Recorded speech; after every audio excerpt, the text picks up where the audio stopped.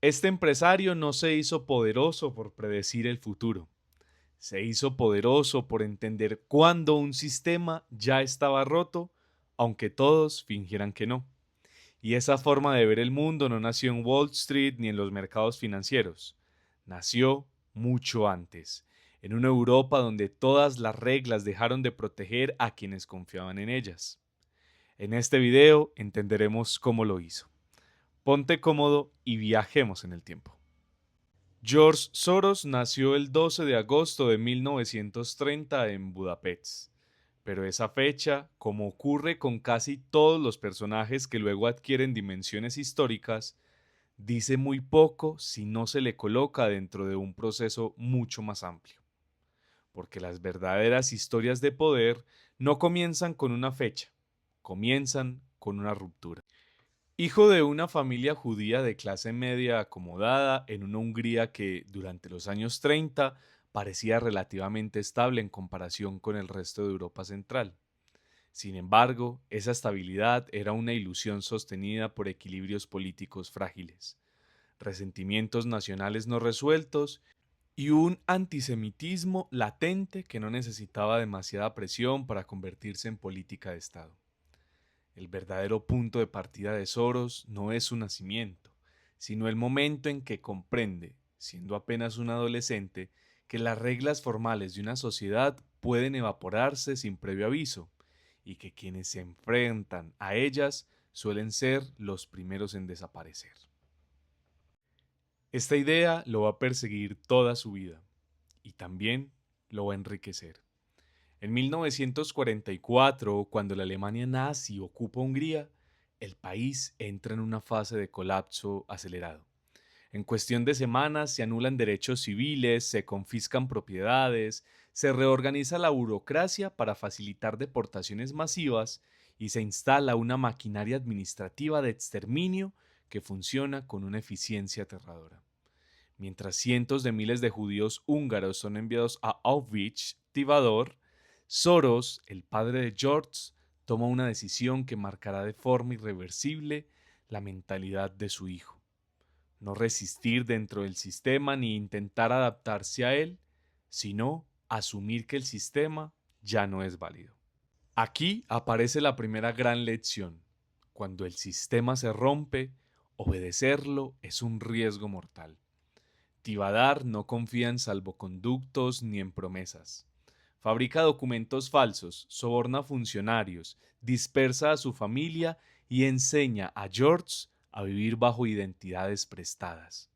Durante meses, George Soros sobrevive fingiendo ser alguien más, observando cómo la legalidad oficial se convierte en un arma contra quienes la respetan y cómo la supervivencia depende de entender antes que otros que la normalidad ha muerto, aunque siga siendo invocada por las autoridades. Esto no es solo supervivencia, es entrenamiento mental. Esta experiencia no convierte a Soros en un cínico emocional, pero sí en alguien profundamente escéptico respecto a cualquier estructura que se presente como permanente o incuestionable. Aprende que los sistemas no colapsan de forma repentina. Primero se vuelven moralmente indefendibles, luego operativamente ineficientes y solo al final, cuando ya es demasiado tarde, se derrumban de manera visible. Aprende también que la verdad oficial no es lo mismo que la realidad y que insistir en confundirlas puede ser mortal. Décadas después, esta idea va a mover miles de millones de dólares. Esta intuición aparecerá una y otra vez en su forma de operar mercados y de intervenir políticamente, aunque rara vez se explique su origen con suficiente profundidad. En 1947, tras el fin de la guerra, Soros abandona Hungría y se traslada a Inglaterra. No llega como un joven idealista lleno de esperanza, sino como alguien que ya ha visto el fracaso total de un orden político. En Londres sobrevive realizando trabajos menores mientras estudia en la London School of Economics, una institución que, en ese momento, concentra algunos de los debates intelectuales más intensos sobre economía, política y filosofía. Allí entra en contacto con las ideas de Karl Popper, cuya obra sobre la sociedad abierta y la afabilidad del conocimiento humano le ofrece un marco conceptual para algo que Soros ya había vivido de forma práctica. Popper sostenía que ninguna teoría puede capturar la verdad absoluta y que los sistemas cerrados, al negarse a corregir errores, terminan volviéndose peligrosos. Soros adopta esta idea, pero la transforma en algo mucho más inquietante. Si los seres humanos actúan sobre la base de percepciones imperfectas, entonces esas percepciones no solo describen la realidad, sino que la modifican activamente. Aquí comienza a formarse lo que más tarde llamará reflexividad, una noción que rompe con la economía clásica. Para Soros, los mercados no tienden naturalmente al equilibrio, tienden a amplificar errores. Cuando suficientes personas creen que una narrativa falsa, por ejemplo, que una moneda está sólidamente respaldada o que un régimen político es estable, actúan en consecuencia y esas acciones pueden sostener la mentira durante años. Pero cuanto más tiempo se sostiene, más violento es el colapso cuando la realidad termina imponiéndose. Esta idea no es académica, es existencial. Soros no está interesado en describir cómo deberían funcionar los mercados, sino en entender cómo fallan en la práctica. En 1956, Soros se traslada a Nueva York e ingresa a Wall Street en una posición modesta. Durante los años siguientes trabaja en varias firmas financieras, especializándose en valores europeos. No se destaca por su capacidad para vender productos financieros ni por su carisma social, sino por su incomodidad constante frente a las certezas del mercado. Observa cómo analistas brillantes ignoran riesgos evidentes porque contradicen la narrativa dominante, cómo gobiernos se comprometen con políticas monetarias que no pueden sostener y cómo los bancos centrales reaccionan siempre con retraso, atrapados por decisiones políticas que ya no tienen sentido económico. Poco a poco, Soros llega a una conclusión que guiará toda su carrera. Los mayores errores financieros no son técnicos, son intelectuales. Surgen cuando una comunidad entera se convence de algo que no puede ser cierto indefinidamente. En 1969 lanza el Double Eagle Fund con un capital relativamente pequeño. Desde el inicio, su enfoque es radicalmente distinto al de otros gestores. No busca diversificación por prudencia, busca concentración cuando identifica un error estructural claro. Este fondo evoluciona en los años siguientes para convertirse en el Quantum Fund, uno de los hedge fund más exitosos de la historia. Soros no invierte en empresas, invierte en desequilibrios, no analiza balances, analiza políticas, psicología colectiva y puntos de ruptura. Durante los años 70 y 80, el Quantum obtiene rendimientos extraordinarios apostando contra supuestos que el mercado considera incuestionables. La estabilidad de ciertos tipos de cambio, la solidez de conglomerados excesivamente apalancados, la capacidad de los gobiernos para sostener políticas contradictorias sin consecuencias. En 1987, Soros publica La alquimia de las finanzas, un libro que desconcierta tanto a economistas como a filósofos porque no pretende ser neutral. No es una teoría cerrada, es un manual operativo. Soros explica abiertamente que participa en los mercados sabiendo que sus propias acciones pueden influir en los resultados y que lejos de invalidar el análisis, eso lo hace más realista. El libro es criticado por su falta de rigor formal, pero el desempeño del Quantum Fund le otorga una autoridad que pocos pueden ignorar. El episodio más conocido de su carrera ocurre en 1992, pero suele ser reducido a una caricatura. Soros atacando la libra esterlina. En realidad, lo que ocurre es mucho más revelador del funcionamiento del poder financiero moderno. El Reino Unido había ingresado al mecanismo europeo de tipos de cambio por razones políticas, intentando proyectar estabilidad y compromiso europeo. Sin embargo, la economía británica no estaba en condiciones de sostener una moneda fuerte, especialmente mientras Alemania elevaba tasas para financiar la reunificación. Soros observaba que el Banco de Inglaterra estaba atrapado en una contradicción insoluble. Defender la libra implica destruir la economía interna. Abandonarla implica admitir un error político mayúsculo. Durante semanas, el Quantum Fund construye posiciones cortas utilizando una combinación sofisticada de instrumentos financieros. Cuando el Banco Central anuncia subidas de tasas y utiliza reservas para defender la moneda, Soros interpreta esto como no fortaleza, sino como confirmación de debilidad. El 16 de septiembre de 1992, el Reino Unido se retira del ERM. La libra se devalúa y Soros gana cerca de $1.000 millones. No fuerza el colapso, se posiciona para cuando el colapso se vuelve inevitable.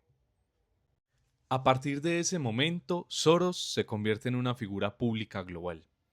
Para algunos es el ejemplo máximo de inteligencia financiera. Para otros, el símbolo de una especulación que genera beneficios privados a costa de sufrimiento colectivo. Esta ambigüedad se profundiza durante la crisis asiática de 1997, cuando varios gobiernos lo acusan directamente de destruir economías mediante ataques especulativos. Soros participa en esos mercados, pero el debate de fondo es incómodo. Muchas de esas economías mantenían tipos de cambio artificiales, sistemas bancarios frágiles y altos niveles de deuda externa. La especulación no crea el problema, pero puede acelerarlo brutalmente. Soros reconoce implícitamente esta tensión. El mercado puede tener razón y aún así causar devastación social. Paralelamente a su carrera financiera, Soros desarrolla una red filantrópica sin precedentes. Desde finales de los años 70 financia educación, medios independientes y organizaciones civiles en países donde el poder político no tolera el disenso. A diferencia de la filantropía tradicional, su enfoque no es aliviar síntomas, sino intervenir en las estructuras que permiten la concentración de poder sin control. La fundación de la Central European University en 1991 en Budapest es un ejemplo claro. No se trata solo de educación superior, sino de formar élites críticas en una gran región que sale del autoritarismo. Esta estrategia lo convierte en un enemigo directo de gobiernos que dependen del control narrativo para sostenerse. Con el tiempo, esa enemistad se vuelve explícita. En Hungría, el gobierno de Viktor Orbán construye una narrativa política en la que Soros aparece como el enemigo perfecto, extranjero, rico, liberal, judío y defensor de una sociedad abierta. En 2018 se aprueban leyes conocidas como Stop Soros, diseñadas específicamente para restringir organizaciones vinculadas a él. La Central European University se ve obligada a trasladar gran parte de sus operaciones fuera del país. Al mismo tiempo, Soros se convierte en el centro de teorías conspirativas globales que lo presentan como manipulador de migraciones, elecciones y movimientos sociales.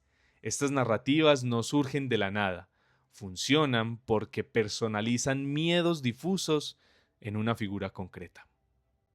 En 2011, Soros cierra el Quantum Fund a inversionistas externos y lo transforma en una family office. No se trata de una retirada por cansancio, sino de una adaptación estratégica. La visibilidad se ha convertido en riesgo y el entorno regulatorio hace cada vez más difícil operar con la discreción que su estilo requiere. En 2017 transfiere aproximadamente $18.000 millones a Open Society Foundations, asegurando la continuidad de su proyecto filantrópico. En total, ha donado más de $32.000 millones, una cifra que lo sitúa entre los mayores filántropos de la historia moderna.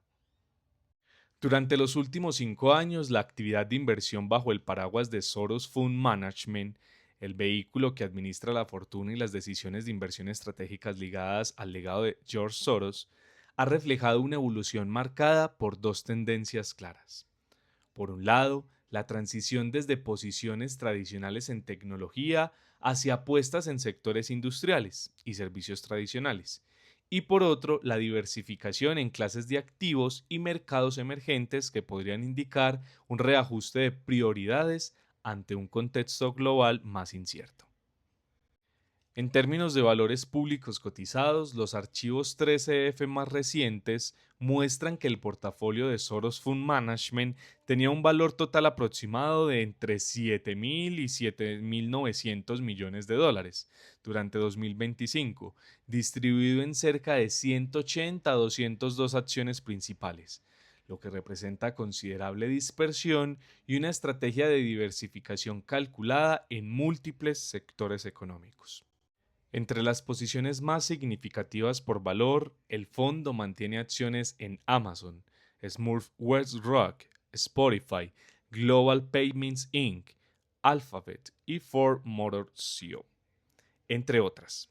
Estas posiciones no solo destacan por su tamaño en el portafolio, sino porque muestran la combinación entre apuestas tecnológicas, consumo masivo y sectores tradicionales con perspectivas de transformación a largo plazo.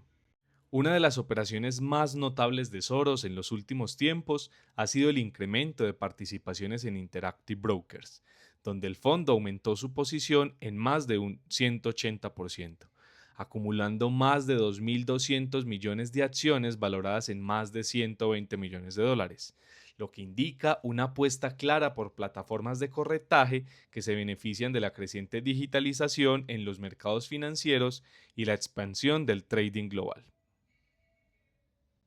En paralelo, Soros incrementó su exposición a Liberty Broadband a principios de 2025, elevando su participación a más de 1.4 millones de acciones por alrededor de 140 millones de dólares, reflejando un interés en la infraestructura de conectividad de banda ancha como un motor de subyacente del crecimiento digital a mediano y largo plazo. Dentro del sector financiero tradicional y servicios, Soros también ha reforzado posiciones en empresas como Brown Brown, una correduría de seguros que representa alrededor del 2 al 3% del portafolio, destacando la intención de equilibrar el portafolio con activos que generan ingresos más predecibles cuando los mercados son volátiles. Examinar el portafolio de Soros Fund Management durante el segundo trimestre de 2024 deja ver que el fondo tomó decisiones que combinaban exposición general al mercado con posiciones estratégicas en mercados concretos. Por ejemplo, el fondo adquirió posiciones en Alibaba Group Holding, reflejando confianza en uno de los grandes jugadores tecnológicos pese a desafíos regulatorios en el mercado chino, y también compró participaciones en Champion X Corporation, proveedor de soluciones tecnológicas para el sector energético, así como un número significativo de títulos del ETF SP500 que sugiere un enfoque para capturar rendimiento general del mercado bursátil mientras se mantiene flexibilidad en la selección selectorial. Dentro de estas modificaciones, el fondo ha ampliado posiciones en sectores como energía renovable y biotecnología, con aumentos notables en acciones de NextEra Energy y Ascendis Pharma, lo que puede interpretarse como una visión de Soros Fund Management hacia oportunidades de crecimiento estructural en sectores que podrían dominar las próximas décadas si las tendencias regulatorias y de mercado se consolidan. Otro movimiento importante ha sido la diversificación hacia inversiones privadas y startups. En noviembre de 2024, Soros Fund Management participó en la ronda Series E de Uala, una fintech argentina que recaudó aproximadamente 300 millones de dólares, marcando una apuesta significativa en el segmento fintech en América Latina, un mercado con alta penetración de adopción digital y potencial de expansión financiera en mercados no bancarizados. Entre otras inversiones menores reportadas, el fondo también ha financiado empresas como Pickle Robot en Series E, reflejando intereses en la automatización avanzada y robótica, y ha estado presente en rondas de financiamiento de diversas startups de tecnología aplicadas a sectores como logística y energía, enfatizando una estrategia de diversificación hacia innovación con potencial de crecimiento disruptivo. Sin embargo, el portafolio no ha sido estático. Recientemente, en informes del trimestre de 2025, se registró un movimiento significativo. El fondo vendió posiciones en fabricantes de vehículos eléctricos Tesla y Rivian Automotive, reduciendo la exposición a ese segmento, que estaba impulsado por grandes expectativas de crecimiento, y en su lugar inició posiciones en Ford Motor CO y Walt Disney CO, movimientos que surgieron una reorientación hacia activos con fundamentos más tradicionales o con ventaja competitiva establecida a largo plazo.